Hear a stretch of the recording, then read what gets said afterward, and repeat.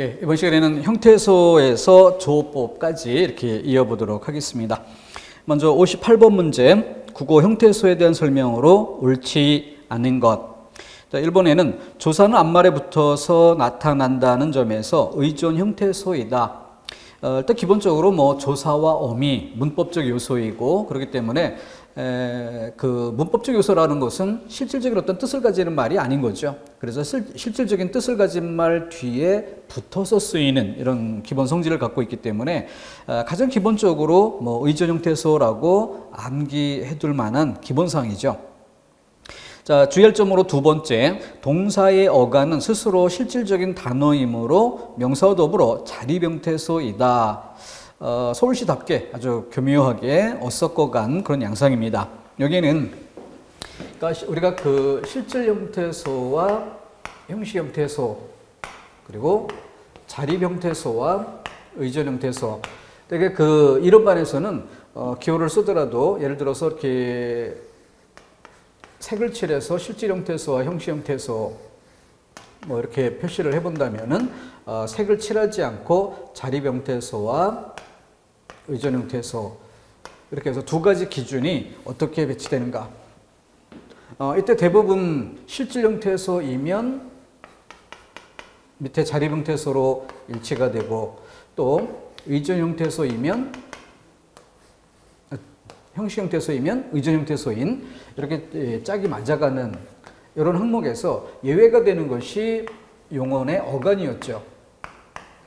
용언의 어간. 그래서 실질 형태소이지만 의존이 되는, 그래서 그림을 네모와 반원 이런 형태로 그려본 적도 있죠. 그래서 뭐 체온과 조사라고 한다면 네모에 이렇게 조사, 반원으로 체온이 없어지는 이런 조건은 좀 반원이 홀로 설 수 없기 때문에 쓰러질 수밖에 없다, 이런 뜻으로 그 그림을 의존 형태소를 나타내는 이런 방식으로 썼던 거죠. 용언인 경우는 어땠습니까? 용언인 경우에는 이렇게 하나의 동그라미를 반으로 쪼개서 어간 쪽이든 어미 쪽이든 절반만으로는 홀로 설 수 없다. 두 개가 묶여야만 하나가 될 수 있다. 그리고 이것을 바탕에 두고 단어라는, 그래서 자립할 수 있는 최소의 단위로서 단어를 설명하기 때문에 체온 그 자체가 단어로 설명되는 것과 달리 용언 쪽은 어간과 어미를 모두 묶어야만 단어가 되는 것이지 어간만으로 단어를 이룰 수는 없는 것이죠. 똑같이 실질 형태소라 하더라도 체온은 홀로 단어가 되는 것이고, 용언의 어간은 어간만으로, 실질 형태소인 어간만으로 단어가 될 수 없어 어미까지를 묶었을 때 비로소 동사, 형용사, 이렇게 품사 개념을 붙일 수 있죠. 그러다 보니까 이제 자투리 개념, 남아있는 이 조사를 어떻게 처리할 것인가, 이런 부분에서 예외로 상대적인 분리성이 있기 때문에 단어로 처리하자, 이렇게 학교 문법에서 규정을 두게 된 것이죠. 단어를 이해할 때도 요 세 가지 틀 같이 살펴야 될 부분이었습니다. 자, 이와 같은 점을 고려해 본다면 2번 답지는 동사 어간은 스스로 실질적인 단어이므로 해서 실질 형태소라는 점을 근거로 곧 자립, 이렇게 얘기를 했는데 실질이면서 의존인 예외가 되는 특이한 그런 경우죠. 그래서 예전에 출제가 이미 됐었고, 그때는 예시 단어를 통해서 질문한 이런 방식이었는데 2018년 그 서울시에서는 이 부분을 서술형으로, 그러니까 서술형으로 출제되는 경우가 오히려 더 어렵게 느껴지는 면이 있죠. 정확하게 이해하고 있어야만 읽어가면서 특히 또 문법을 설명하는 그런 내용이기 때문에 낯선 느낌이 강했던 그런 면이 있습니다. 그래서 수험생들에게는 꽤나 어렵게 의식됐던 그런 문제였었죠. 자, 2번이 앞뒤 모순된 진술을 통해서 틀린 답이 되고 있습니다. 자, 59번 넘어가면은 역시 서술형을 띠고 있다는 게 또 하나의 최근의 유행처럼 이렇게 흐름을 형성하고 있죠. 형태소에 관한 설명인데, 1번 선생님께서의 께서 우리들에게의 들 주신다의 주는 모두 의존 형태소에 해당되는 것들이다. 그래서 여기서는 예를 들어서 조사, 어미, 접사, 그러면은 접사인 경우도 역시 형식 형태소에 속하는 것이죠. 그렇기 때문에 접사가 어근 없이 접사가 따로 쓰이는 그런 경우는 어려운 것이기 때문에 의존적일 수밖에 없다. 쉽게 이해되는 부분이고요. 좀 신경 쓸 만한 부분이 마지막에 주신다의 주. 근데 바로 이 부분이었던 것이죠. 용언의 어간, 주다. 그래서 실질 형태소 있긴 하지만 실질과 형식이란 기준이 아니라 자립과 의존이란 기준으로 갈 때 실질이라고 해서 곧 자립인 것은 아니다. 주의할 것으로 용언의 어간이었습니다. 다음 두 번째, 선생님께서 이 깨서 숙제를 에서를 주신다의 다 모두 형식 형태에서 해당한다. 그래서 조사, 어미, 접사 기본 맥으로 잡아서 암기로 처리할 만한 그런 부분이죠. 세 번째, 선생님께서의 님, 숙제를 숙제, 주신다의 주는 모두 실질 형태에서 해당하는 것들이다. 그래서 이번에는 실질 형태소라는 평가가 초점에 놓였는데 여기서 그 앞부분에 선생님께서의 님이라고 하는 것은 접사에 해당되는 것이고 접사인 경우에는 조사, 어미, 접사 기본적으로 실질 형식의 기준에서는 형식, 자립과 의존에서는 의존 이렇게 평가되는 항목이죠. 그런 정도에서 점검을 해두면 될 것입니다. 그 정도. 다음 60번 문제 넘어가 볼까요? 형태수의 개수가 가장 많은, 근데 이것이 미묘하게 한 개 차이 이런 정도에서 답이 된다면 꽤나 어려운 문제가 될 수 있는데 여기서는 1번 답지가 그 12개 압도적으로 많아요. 다른 것들이 뭐 7, 8, 9 이런 정도라고 한다면은 3개 이상 차이가 나는 이런 양상이기 때문에 큰 어려움은 없었을 것이다 라고 생각이 됩니다. 서울시 7급인데 형태소의 개수를 물었다는 사실 자체가 난이도 있게 이렇게 느껴졌던 것이지 실제 답을 고르는 과정에서는 난이도 하라고 할 만큼 의외로 엉뚱한 결과가 나옵니다. 맨 앞에 떠나가다, 떠나갔던 에서 떠나다 그리고 떠나다에 주의할 것이 떠나다와 가다 두 개가 만나는데 우리가 가다에 종결어미를 찍을 때도 가, 이렇게 어미가 있어야만 용언의 어간만으로 문자를 마무리할 수 없죠. 아가 있어야만 되는 것이고 이게 추격이 될 때 어미 쪽이 아니라 어간 쪽이 탈락하는 것이다. 앞에서도 몇 번 설명을 했었던 바 있었던 내용이죠. 이것이 하나의 용언이 다른 용언을 만나는 이런 과정에서도 연결어미라는 점에서 보조적 연결 어미라는 이런 점에서도 어가 필요한 것이죠. 떠나가다, 떠나다와 가다 그 사이에 떠나 똑같이 떠나다의 아가 탈락하고 보조적 연결어미 아는 살아남는 이런 구조로 형태소가 구별이 되어야 됩니다. 갔던, 가다의 과거시제 선노말어미 이걸 구별하는 건 쉽게 구별될 수 있는 부분이고요. 떠나갔던 배가 돌아왔다. 돌아왔다도 역시 돌다의 오다, 그리고 그래서 모두 구별이 될 수 있는 그런 내용으로서 가장 쉽게 설명될 수 있지 않을까 싶습니다. 2번 4번 택지 같은 경우는 머리를, 그 다음에 숙다, 그리고 이게 형태소가 구별이 된다는 점이 신경 쓸 만한 부분이겠고, 청하다와 오니, 한자를 말을 기본 재료로 해서 접사 형태의 하를 붙여 우리말 용언처럼 이렇게 만들고 그 뒤에 어미가 덧붙은 이런 구조죠. 그래서 형태소를 나누는 데는 하나 정도의 미미한 차이는 수험생들이 헷갈려 할 수도 있습니다. 예를 들어서 앞서 설명했었던 떠나다, 떠나갔던에서 떠나다의 어미 아가 끼어 있다는 것을 구별할 수 있느냐 이 문제.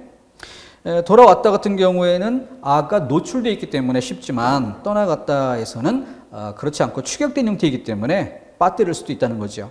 근데 그 정도에서 답이 결정될 수 있는 거라면 아주 어려운 문제인데 그런 거 하나 정도는 실수를 하더라도 답이 변할 리 없을 만큼 격차가 큰 이런 양상이었다는 점에서 좀 난이도는 낮은 문제로 평가를 해볼 수 있겠습니다.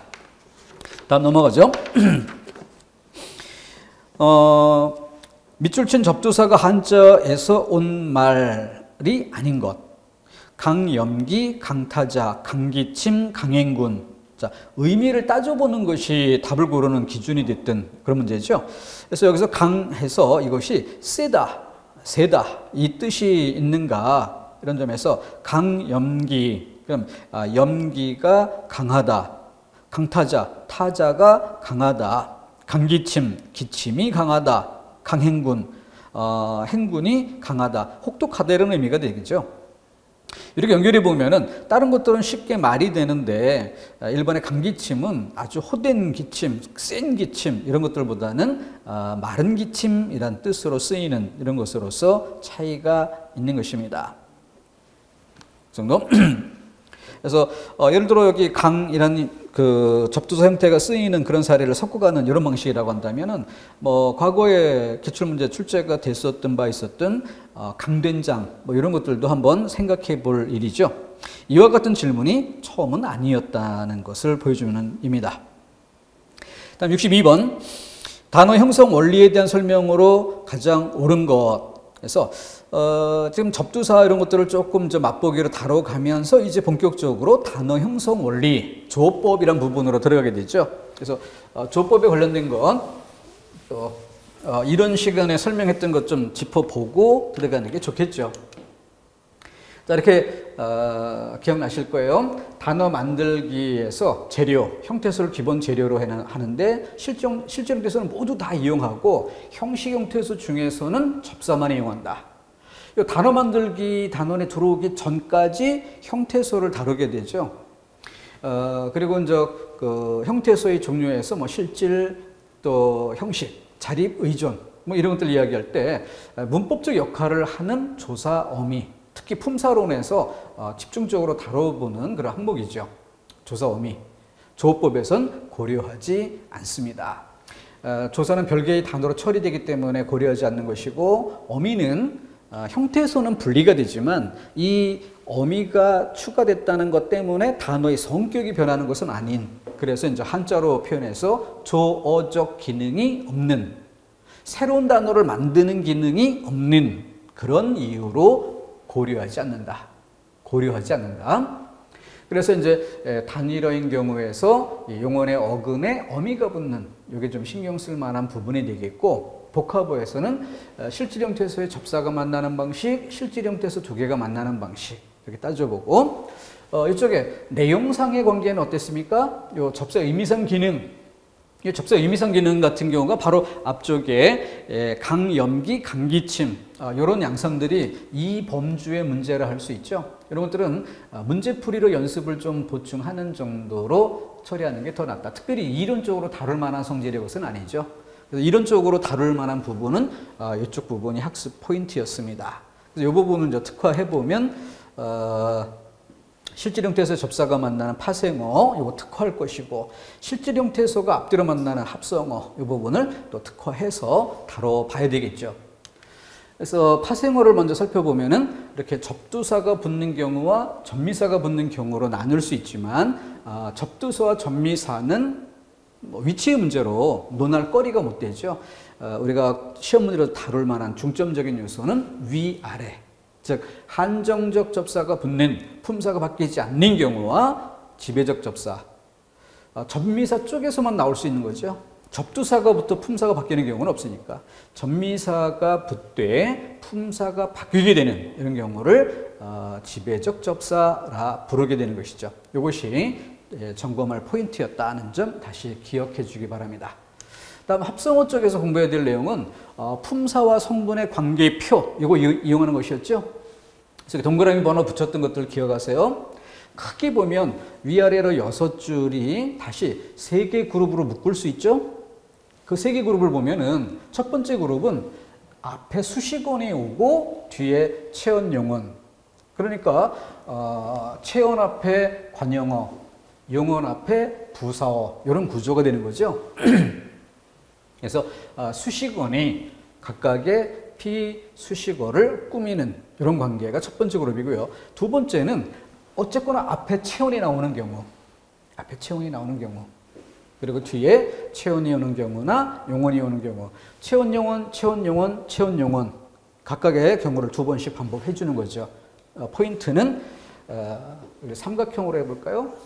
수식원이 앞에 놓이는 경우 네모, 체온이 앞에 놓이는 경우 동그라미, 용언이 앞에 놓이는 경우 이렇게 세 가지 그룹이 될 수 있고 수식어는 뒤쪽에 놓일 수는 없으니까 그래서 수식어는 뒤쪽에 오는 경우는 빼고 각각 체온인 경우, 용언인 경우, 체온인 경우, 용언인 경우 이렇게 해서 6가지 경우의 수로 정리가 됐던 거죠. 그 상태에서 통사, 비통사, 100% 통사, 100% 통사. 그래서 항상 여기 이렇게 용언이 앞에 나오는 경우가 점검 포인트가 되고 그중 필요한 어미가 없는 경우에 비통사, 필요한 어미가 갖춰지면 통사 이렇게 나뉘는 것이죠. 주의할 것으로 열쇠, 날짐승 이런 부분들 마치 리을이 빠져서 비통사인 것처럼 착각할 수 있지만 열다의 어간의 리을이 탈락하고 관형생어미 리을이 살아남은 날다의 영혼의 어간의 리을 탈락하고 관형생어미 리을이 살아있는 이런 구조라는 점에서 주의할 항목이죠. 통사에서 주의할 점 그리고 여기 어미가 딱 노출되어 있기 때문에 쉽게 구별될 수 있는 이런 것들이고 나머지 그 어미가 없는 관형생 어미가 없든 보조적 연결 어미가 없든 그 어미가 없어서 비통사인 경우 그 다음 마지막 자투리 항목이 뭐예요? 이렇게 부사가 체온을 꾸미는 독특한 구조죠. 우리말의 기본적인 질서가 아니기 때문에 예외로 또 처리해야 하는 부분까지 이렇게 정리를 해두면 되는 부분이었습니다. 자, 그렇게 해서 62번 문제 들어가 보겠습니다. 단어 형성 원리에 대한 설명 1. 형용사 기쁘다에 동사 파생 전미사 하다가 붙으면 동사 기뻐하다가 생성된다. 자, 이때 기뻐하다, 공부하다, 이것을 하나의 동사로 볼 거냐 아니면은 접사로 볼 거냐 뭐 논란이 될 만한 여지가 있긴 하죠. 그래서 이제 해설란에 그런 여지를 두긴 했으나 그러나 기본적으로 접사로 보는 것이 학교 문법의 기본 방향입니다. 그 이유는 여러 단어에 대한 비교 이해를 통해서 그렇게 정하게 된 것이죠. 여러 단어를 두루두루 설명할 수 있는 방향.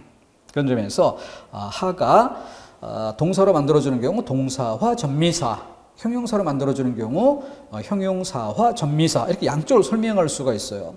근데 여기서의 하다를 동사로 설명해 버리면 하다가 붙으면서 형용사가 되는 이런 경우를 설명해내기가 어려운 거죠.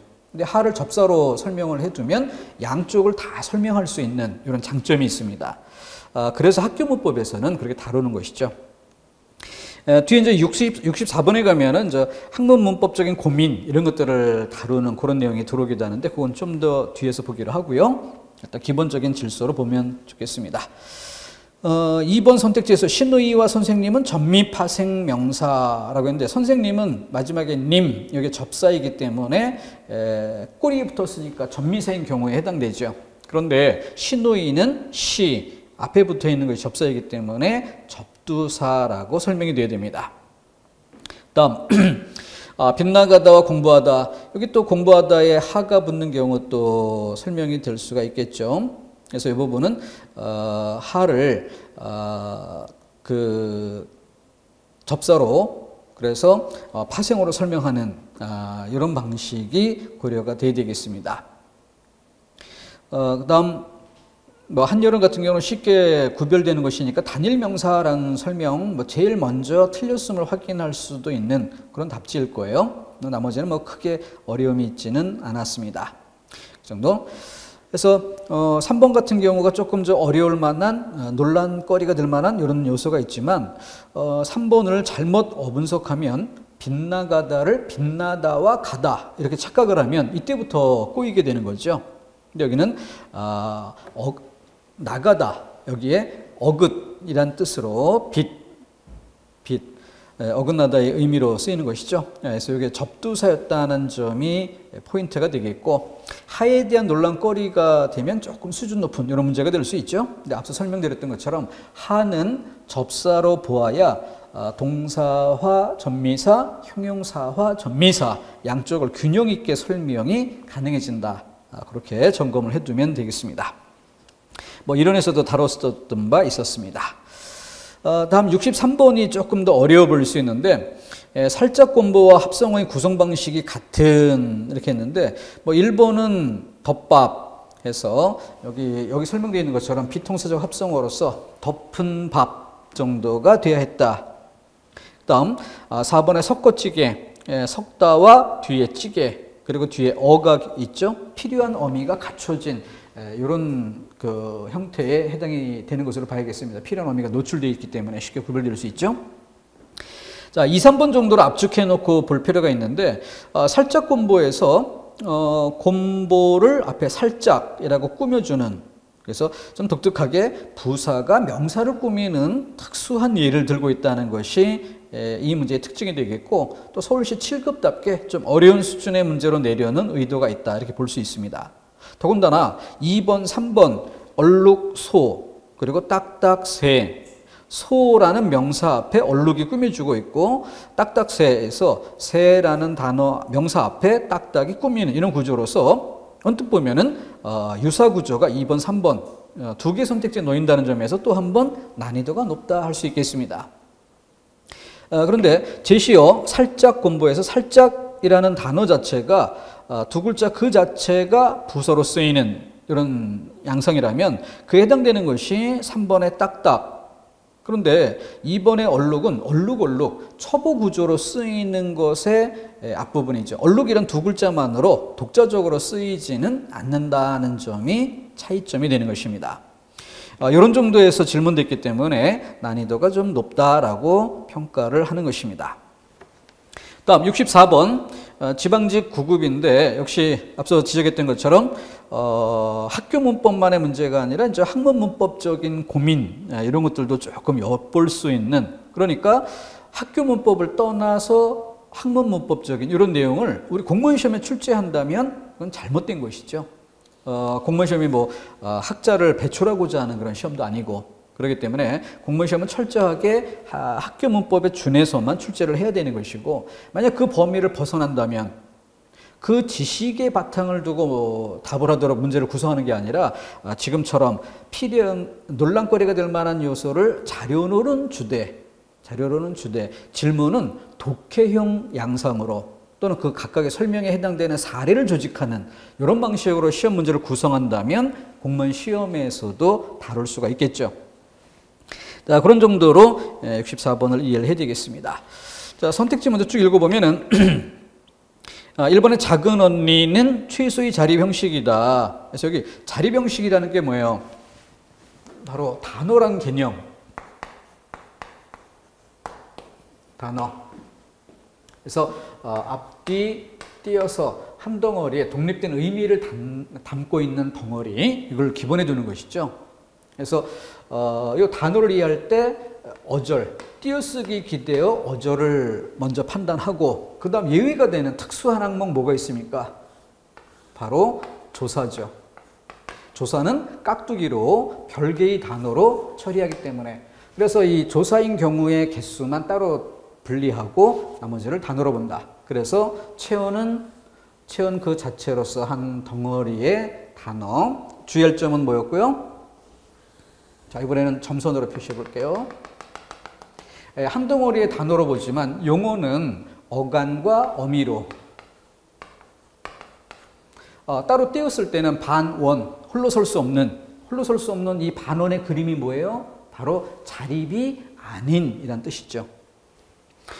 자, 그런 정도로 해서 작은 언니 한 덩어리의 단어로 다루고 있기 때문에 최소의 자립 형식이라는 설명이 되겠고요. 이번에 이건 체온 등에 붙어서만 쓰임으로 단어이다.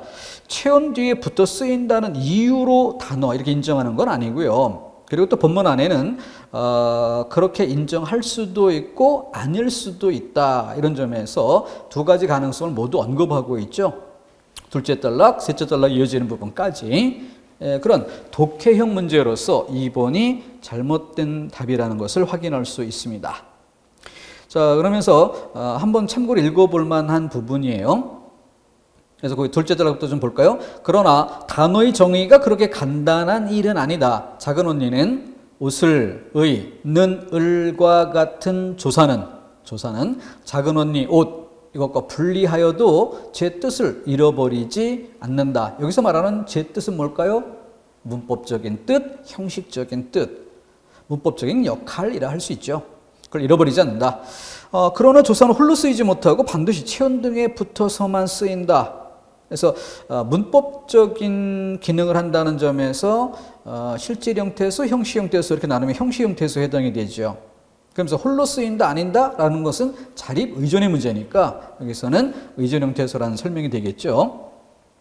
자, 줄 바꿔서 이런 까닭으로 국어의 조사를 단어로 인정하기도 하고 인정하지 않기도 한다. 바로 이 부분에 결정적인 근거가 있는데 이런 것들이 바로 그 학자들 간의 논란거리라 할 수 있습니다. 근데 기본적으로 이제 학교문법에서는 상대적 분리성 이런 것들에 근거해서 깍두기로 단어로 별개의 단어로 처리하는 이런 방식이죠. 그 정도. 다음 65번 기역과 니은에 해당되는 역시 설명을 주고 그에 해당되는 사례를 묻는 이런 형태이기 때문에 주의할 것이 앞에 것 뒤에 것을 따로따로 판단해야 한다는 것이에요.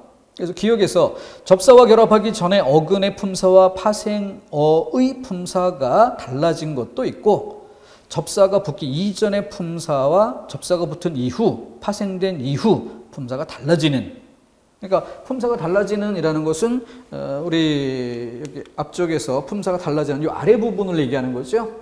지배적 접사, 위에 품사가 안 바뀌는 한정적 접사, 이렇게 차이점을 봐야겠습니다. 자, 그래서 1번 답지 슬기롭다의 슬기와 롭, 슬기 그 자체만 놓고 끊어보면 명사인데 슬기롭, 롭이 붙어 슬기롭다라고 하면은 형용사가 되는 품사가 바뀌는. 근데 2번은 선무당이니까 어때요? 무당이라는 단어 앞에 선 이게 붙어버리면은 접두사가 붙어서 품사가 바뀌는 경우는 없죠. 일단 지울만 합니다. 그리고 3번에 공부하다, 공부라는 명사에 하가 붙으면 동사와 전미사, 형용사와 전미사, 그래서 접사가 붙으면서 어쨌든 명사, 체온이었던 것이 용언의 형태로 바뀐다는 점이 쉽게 보일 겁니다. 4번에 먹이, 먹다라는 동사가 이를 만나서 명사가 되는 용언이 체온이 되는 구조이기 때문에 시각적으로도 품사가 바뀌었음이 쉽게 보이는 경우죠. 따라서 기역과 기대어 앞에 단어만 연결해 봤을 때 2번만 틀리고 나머지 1, 3, 4번이 해당된다. 동그라미로 표시가 되어 있죠. 다음 니은을 점검하겠습니다. 문장에서 나타나지 않는 배열 방식으로 만들어진 비동사적 합성어도 있다. 통사 비동사의 문제. 통사 비동사의 문제. 지금 여기서 얘기했던 것처럼 어때요? 앞에 체온이 나오면 100% 통사, 앞에 용언이 나온 것을 주목하자. 그리고 이렇게 좀 특수한 형태들, 부사가 체온을 꾸미는 특이 구조. 자, 그러면은 접칼 여기 해당되겠죠? 접는 칼 이 정도가 돼야 되는데 필요한 관용사의 어미가 없는 비통사. 2번은 이미 선무당이 틀렸기 때문에 늦잠 따져볼 이유도 없죠. 앞에 것이 이미 틀렸으니까. 3번에 힘들다. 힘들다면 어떤 구조? 힘, 네모, 들다, 용언. 체온과 용언이 만나는 구조로 앞에 체온이 나오니까 100% 통사인 경우죠. 여기 기본 단어로 예시되어 있는 부분이기도 합니다. 4번에 잘 나가다, 잘 나가다. 그러면 이 부분은 잘이 부사로 꾸미는, 그리고 나가다는 용언인 이런 구조니까 부사가 용언을 꾸민다라고 한다면 기본적으로 정상적인 방식이 되겠죠. 그래서 부사와 용언이 만나는 6가지 패턴 중 2번째 사례에 해당이 되는 것입니다. 그래서 지우고 그렇게 해서 1번을 답으로. 다음 66번 단어에 대한 설명을 옳지 않은, 이것도 실수한 사람이 조금 있었던 문제이긴 한데요. 1번에 바다, 막다는 어근이 하나인 단위로, 그래서 어근이 하나인, 실질적인 뜻을 가진 것이 하나인.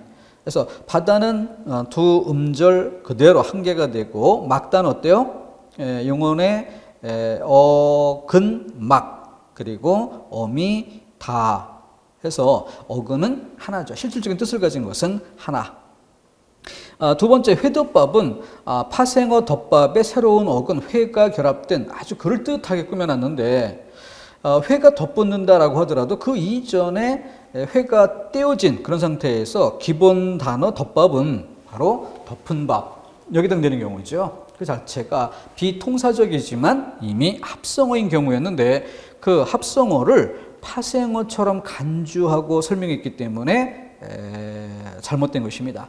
그런데 수험생들이 여기 파생어 덮밥에 하고 지나갈 때 뒤에 설명되는 것에 관심을 갖느라 앞부분에 틀린 이런 것을 간과하고 건너뛰는 이런 실수가 나오는 경우가 좀 있었던 것이 이 문제의 난이도였습니다.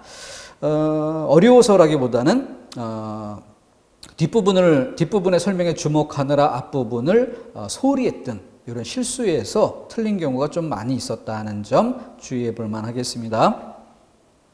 다음 67번 개살구의 개, 헛웃음의 헛 이렇게 접두사가 붙은 사례와 낚시질의 질, 지우개의 개, 전미사가 붙은 경우 자, 4개 단어를 넣어서 접두사, 전미사 두 개씩 보여주고 있습니다.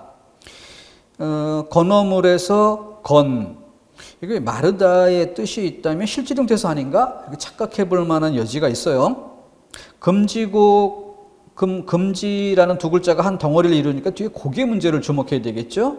한자 음도 역시 한자와 음으로 구별하고 핵폭발은 폭발 앞에 핵으로 구별되어야 되겠죠. 자, 거기서 실질적인 뜻이 분명히 느껴지는 것을 우선 지워나가는 방법을 취해야 되겠습니다. 금지곡, 금지된 노래, 노래라는 의미가 분명히 실질 형태소로 파악이 될 만하겠죠. 한자 한자의 소리 분명히 구별이 될 것이고, 그래서 누가 봐도 2, 3번이 제일 먼저 구별될 만하기 때문에 건어물에서 말린 생선에서 마르다를 뜻하는 건과 핵 폭발에서 폭발 앞에 그럼 핵물질 둘 중에 어느 게 실질 형태소를 나타낼까? 이렇게 놓고 본다면은 아무래도 핵을 고르고 상대적으로 건어물은 접사일 가능성이 있다. 이렇게 구별해 볼 만하겠죠.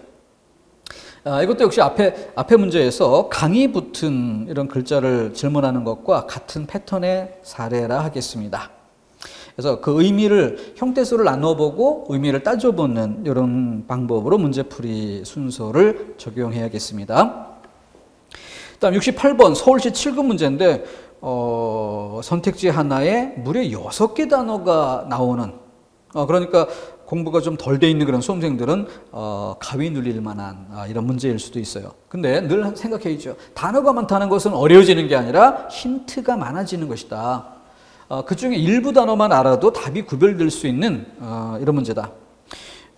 실제 그 합성어로만 묶인 그런 합성어가 아니라면 여긴 실질 정정 통사 비통사 이걸 가리지 않고 합성어이냐 아니냐의 문제니까 그런 합성어가 아니라면 단일어로 섞는 방법도 있겠고 대개는 복합어이지만 합성어가 아닌 파생어 쪽에 초점이 있겠죠. 따라서 접사를 파악해 보는 것에 주안점을 두어야 할 것입니다. 그럼 2번 같은 경우 잠보의 보, 점쟁이의 이, 일꾼의 꾼, 덮개의 개 쉽게 구별될 만한 단어들이죠.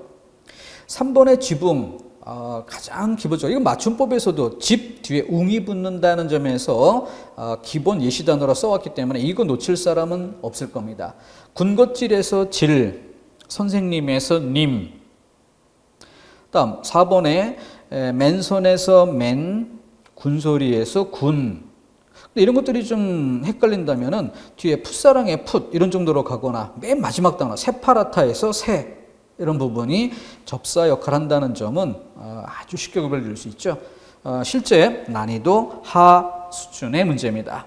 근데 굉장히 많은 단어들이 섞여 있기 때문에 일종의 그 기선 제압의 효과가 있다고 볼 수 있겠죠. 많은 단어에서 수험생들이 부담을 먼저 느끼고 가면은 혹시 내가 모르는 다른 뭔가가 있지 않을까를 자꾸 되돌아보게 되는 미련이 남는 이런 데서 실수하는 일이 생기는 것입니다. 다음 69번 문제 비통사적 합성어 지금 띄워놓은 이 페이지가 아주 중요한 부분이죠. 이거 굉장히 쉽게 공부할 수 있는 부분이에요. 그런데 오랜 기간 공부한 수험생 중에도 이 처음부터 접근하는 틀을 품사 위주로 정리하는 수험생들이 있습니다. 고등학교 교과서가 이 품사 위주로 설명의 틀이 있었기 때문에 수험서도 품사 위주로 설명되는, 그러니까 파생어를 설명할 때도 명사로 파생, 동사로 파생, 형용사 파생 이렇게 설명하고, 합성어를 설명할 때도 이렇게 명사로 합성, 형용사로 합성 이런 식으로 설명되는 경우가 많다는 거죠.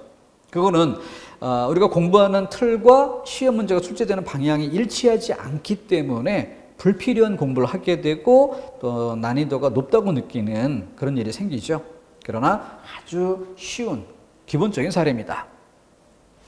자, 힘들다 몇 번? 바로 네 번째 패턴, 힘. 앞에 체온이 오고 뒤에 들다, 용언이 오는. 앞에 체온이 왔기 때문에 100% 통사인 경우죠. 작은 집. 앞에 용언이 나왔는데 작은에서 필요한 어미가 들어있는, 관용생 어미가 들어있죠. 그래서 통사.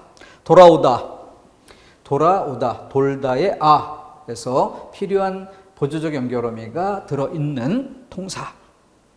그래서 모두 통사적 합성어로만 구성된 1번 답지. 2번 검붓다, 검고 붓다. 바로 연결어미가 빠진 비통사죠. 굳세다, 굳고 세다 똑같은 패턴이고요. 그런데 밤낮 앞에도 체온, 뒤에도 체온인 경우, 그래서 조사의 생략은 인정되기 때문에 요 집안, 요것처럼 집안보다 오히려 더 쉬운 단어죠. 그래서 전혀 7급답지 않은 단어가 2번이 섞여 있음을 보여주고 있습니다. 다음 부슬비, 늦더위 둘 다 똑같이 여기에 해당되는 경우죠. 부슬비.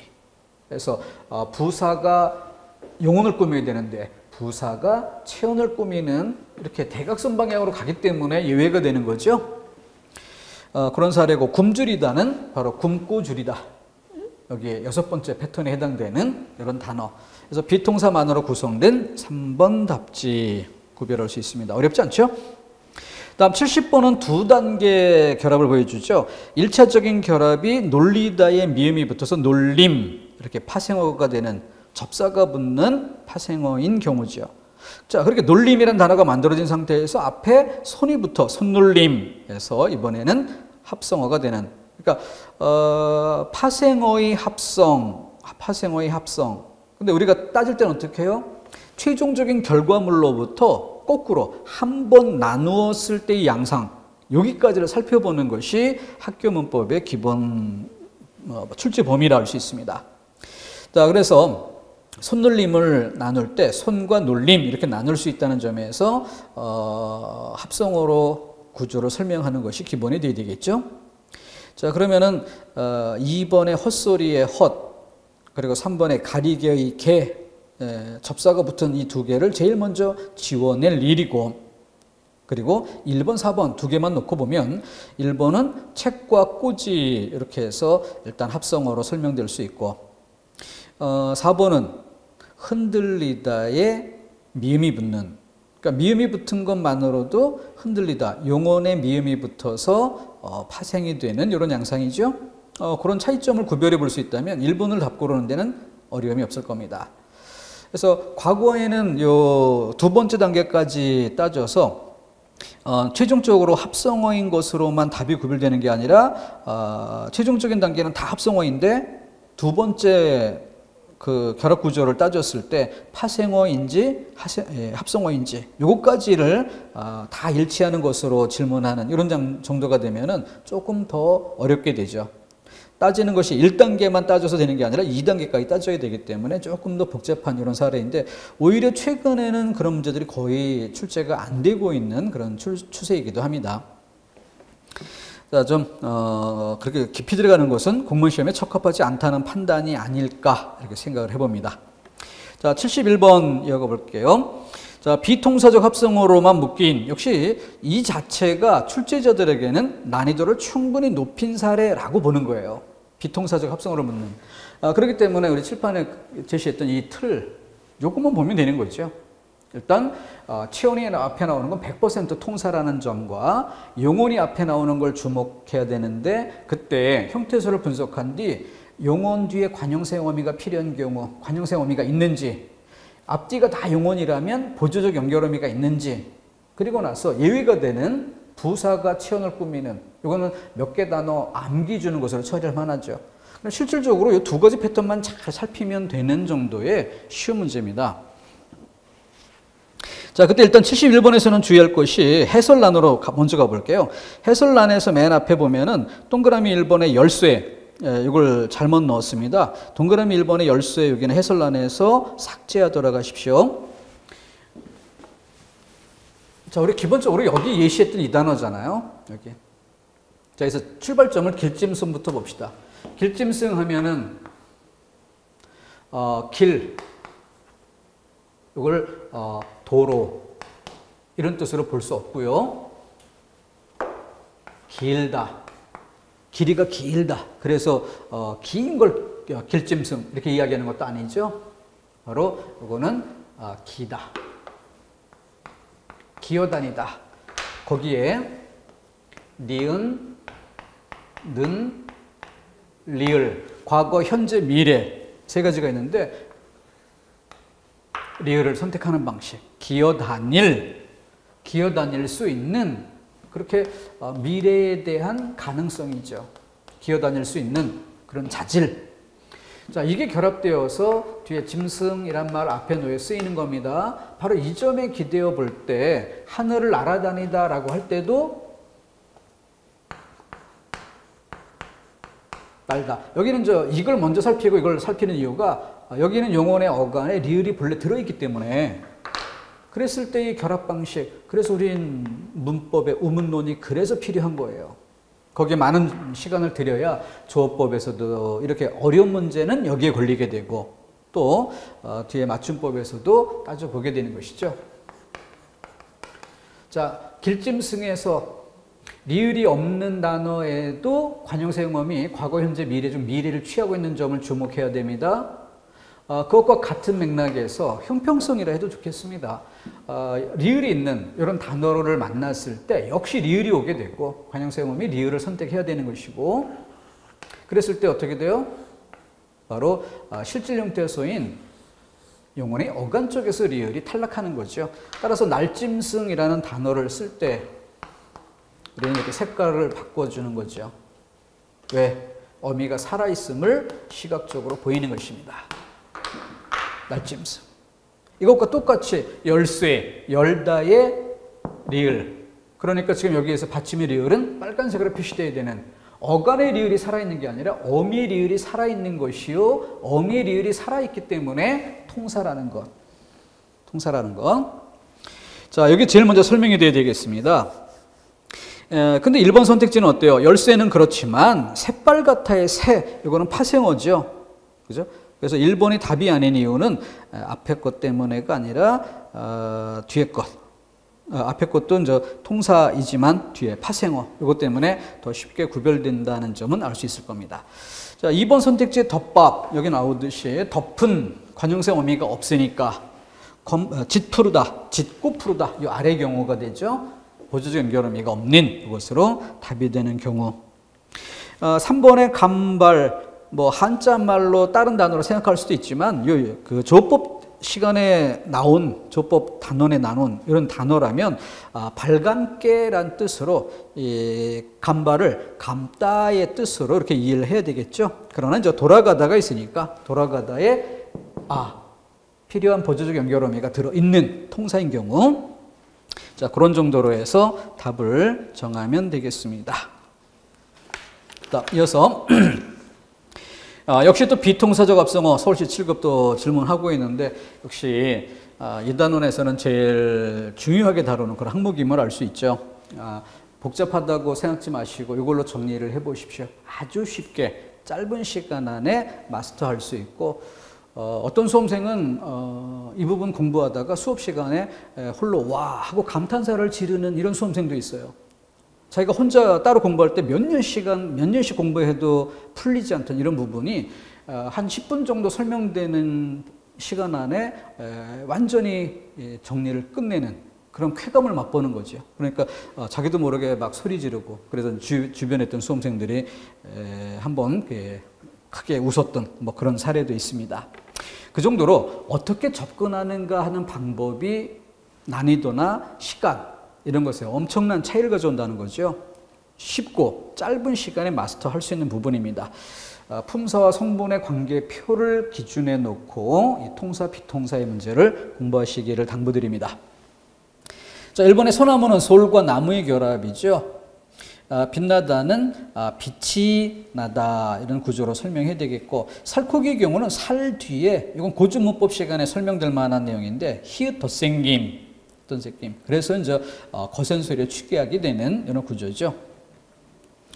2번의 접칼, 앞에서도 다뤄진 바 있었던 단어죠. 접칼, 바로 접는 관형생어미 는이 필요한 비통사적 합성어이고, 굶주리다 밑의 경우 굶고 줄이다 보조적 연결어미가 빠진, 부술비는 여기에 해당되는 부사가 체온을 꾸미기 때문에 비통사가 되는, 건북다는 다시 맨 밑에. 자, 그래서 가장 기본 질서의 틀에서 답이 될 만한 내용입니다. 그러니까 이런 것들로만 질문된다면 굉장히 쉬운 문제가 돼버리죠. 그래서 이 항목에서 가장 어렵게 출제할 때, 7급에서도 제일 난이도 높게 출제할 때 그때 다룰 수 있는 단어들이 요거라는 점. 바로 이 우문론의 이런 지식을 동반하는, 필요로 하는 이런 시험이기 때문에 이런 것으로 출제할 때 난이도가 높다 할 수 있습니다. 자, 그 정도 챙겨보기를 당부드리고, 73번 별것 없죠. 다음 얘들과 동일한 구성 방식을 보이는 이라고 했는데, 굶주리다, 굶고 줄이다에서 고가 빠진 비통사적 합성어, 늦더위, 늦은 더위, 바로 부술비처럼 부사가 그 체온을 꾸미는 이런 구조와, 밑에 또 용언에서 늦은이라고 하면은 늦다의 관형생어미 니은는 리을, 그리고 더위라고 한다면 체온, 뒤쪽에 체온이 나오는 이런 경우. 그러니까 늦은 같은 경우에는 은이 노출되어 있으니까 통사적인 합성어 구별하는 데는 어려움이 없을 겁니다. 그러면 비통사적 합성어, 통사적 합성어. 여기는 늦은에 은이 없으니까 비통사 이렇게 설명하면 될 것이고, 높푸르다 하면 다시 또 높고 푸르다 해서 고가 필요한, 덮밥은 덮은 밥의 구조가 되어야 되는데 관형생어미가 없는 이런 양상이 되겠죠.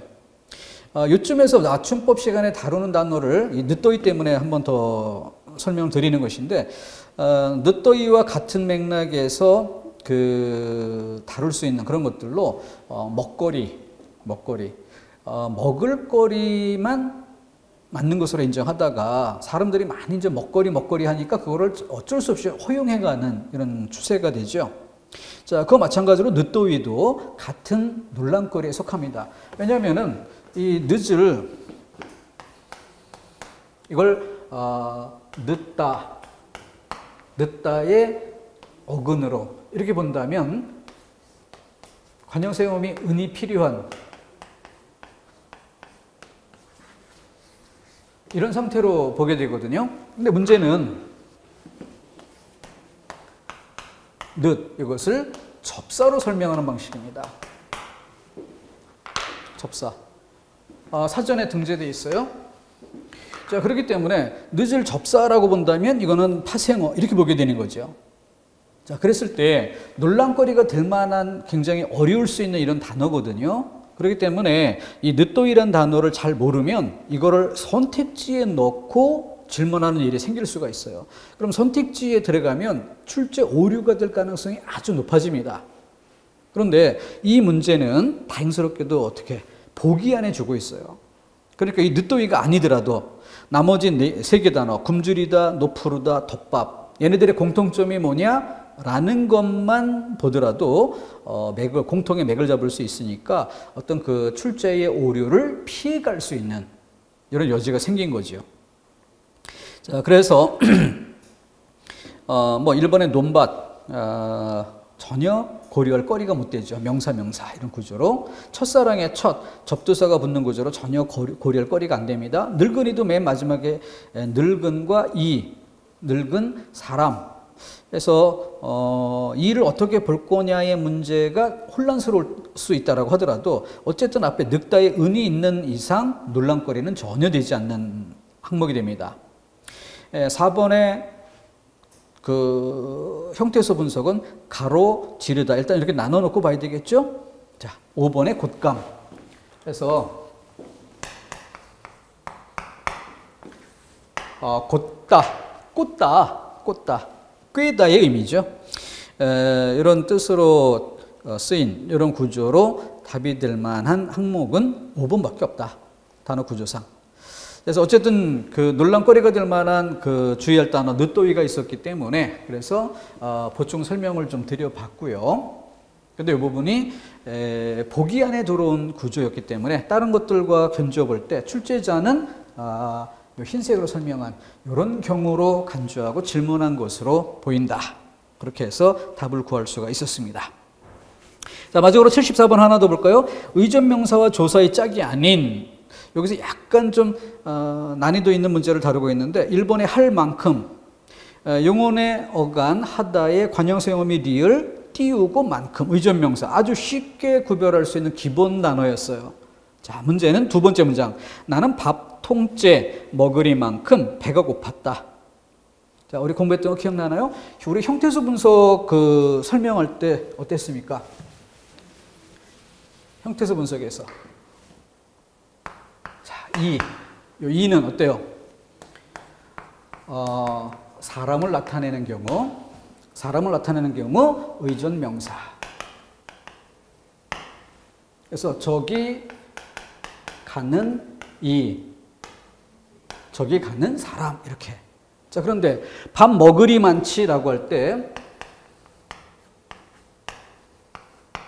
여기서 만약에 밥 먹을 띄우고 이 밥 먹을 사람 이런 뜻으로 밥 먹을 이가 많다. 이런 경우라면은 의존명사라고 봐야 되겠죠. 근데 밥 먹으리 많지, 밥 먹으리 만큼.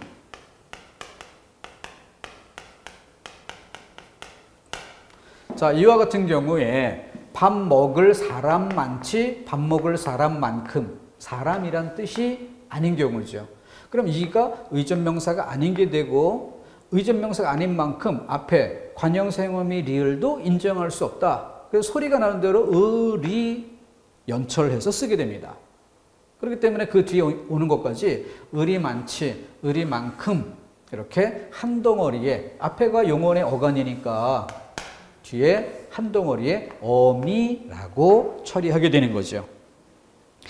바로 그게 차이점이었고 이건 우리가 형태소 분석 첫 번째로 다뤘던 비교 이해가 필요하다라고 해서 뭐 선물도, 선물만, 선물만큼 이런 것들 쭉 위아래로 정리해 봤었던 거 있잖아요. 바로 그 페이지에 들어 있었죠. 거기서 다뤘던 기본 내용인데 이론적인 난도로 이렇게 따져보면은 난이도가 꽤 높은 이런 사례에 해당됩니다. 하지만 우리가 가장 기본적으로 점검하던 그 패턴 안에 들어있는 그런 단어였기 때문에 실제 수험생들은 뭐 큰 어려움을 느낀 정도가 아니었어요. 그래서 객관적인 난이도는 상이지만은 우리 수험생들에게는 뭐 중정도에서 가볍게 살펴볼 수 있었던 문제였습니다. 자, 이거는 조법 시간이 아니라 형태소 분석 그 시간에 기본 강의 항목에서 다뤘던 것이라는 점을 고려하시면 좋겠습니다. 이 정도까지 해서 뒤에 이제 항목이 달라지니까 끊어가도록 하죠. 쉬었다가 다음 항목 이어가겠습니다.